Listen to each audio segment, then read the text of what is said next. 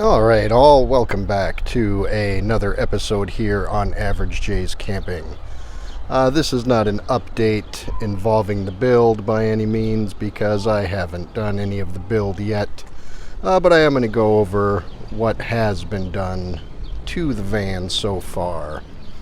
Got it over to the guys at Richland & Sons. We ended up with new tires. Look at them pizza cutters. 2 new front tires in the front, obviously. Same tires in the back. Those are good for a few thousand more miles. Also ended up with tie rods, struts, sway bar links. You can see back there the top of the new strut. A nice shiny silver bolts, brand new. And after I got all that done, she rolls down the road just like a Cadillac, but unfortunately the check engine light couldn't figure out if it wanted to stay off or stay on, and I got to get this thing past emissions, so I had to deal with that. And in the end, I ended up with a shiny new EGR valve. So check engine light's still off, but the final determination will be tomorrow or this weekend, because I could reset it, get it to stay off for about 2 days, and then it would come back on. So it's been on there since, let's see, today is Thursday the 4th of July. So I think I put it on Tuesday night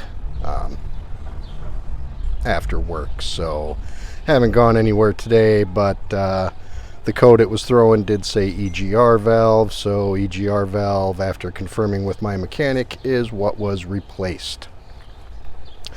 So going forward, hopefully, fingers crossed, that solves my problem. As you can see, I've had some fun with stickers, got more on the way. Did end up getting an agnostic front sticker that I wasn't overly happy with, so that one got put on and then almost immediately taken off. I do have more on the way.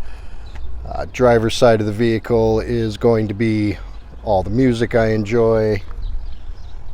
Back of the vehicle is going to be all Star Wars. A couple more on the way there. And on this side here is going to be all of my other little geekdoms that I have in the world. Now this one here, no, this is not Jackie Robinson. Go watch Hitchhiker's Guide to the Galaxy. So everybody thought, hey, you're going to do sports, and why'd you start with Jackie Robinson? Yeah, that's not the case. So anyway, going forward, I will be stickering this all the way up to here.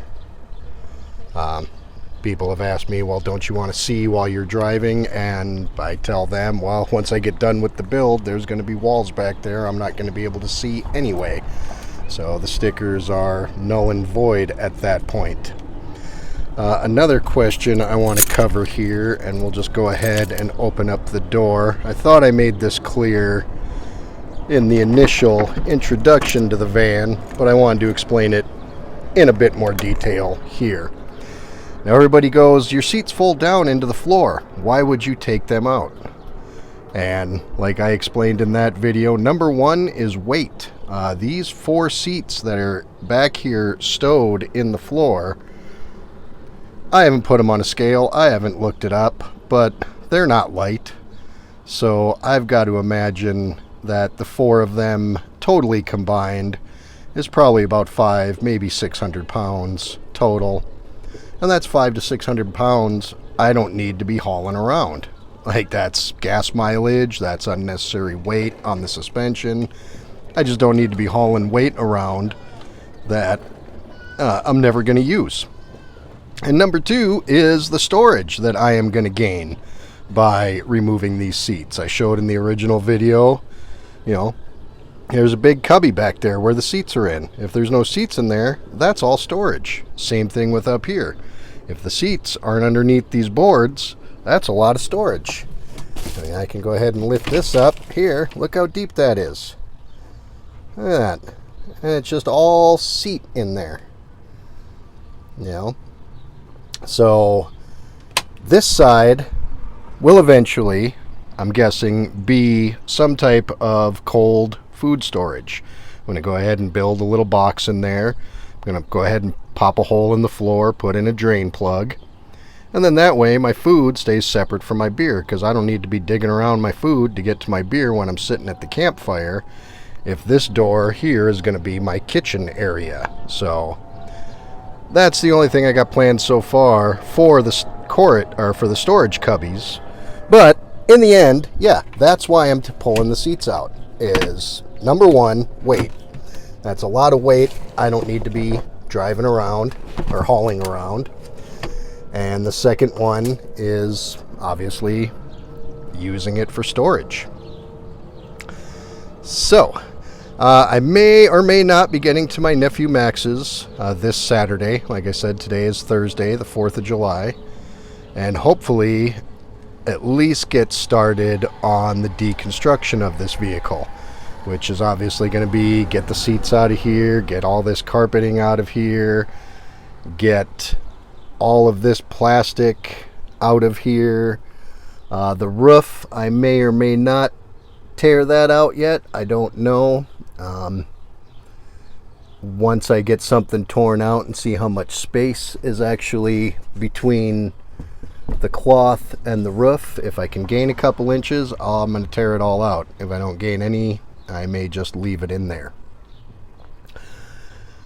So this is the update. We'll go ahead and conclude here. But yeah, that's just some questions I get randomly. You know, oh, what are you going to do if you want to haul a bunch of people around? Well, the answer is I'm not. This is going to be a 2-person vehicle when I'm done with the build. 2-person legally.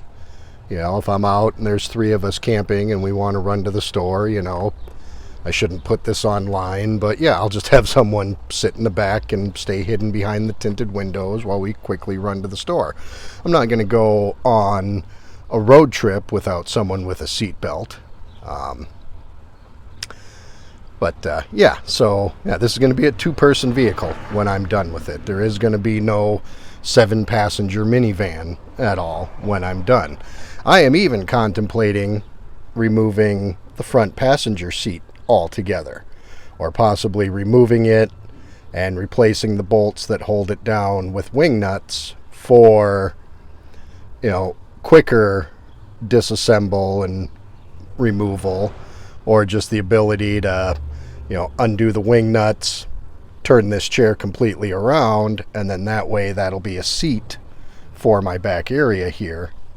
But I haven't crossed that bridge yet. Chances are that'll probably stay put just so I have a second seat. But I may or may not end up tearing that seat out altogether as well. So thanks for following me on this journey. Sorry I don't have any big important updates yet, but nephew's got a new baby, so that's consuming most of his time. I've got work and, you know, the obvious issues I've had with this.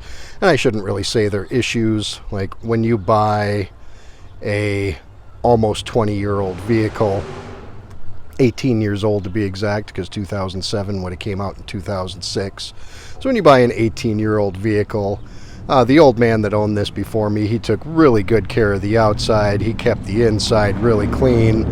But since this was basically just a hobby vehicle for him, he did let a lot of the mechanical things just stay put. So obviously tie rods, sway bar links, tires, struts.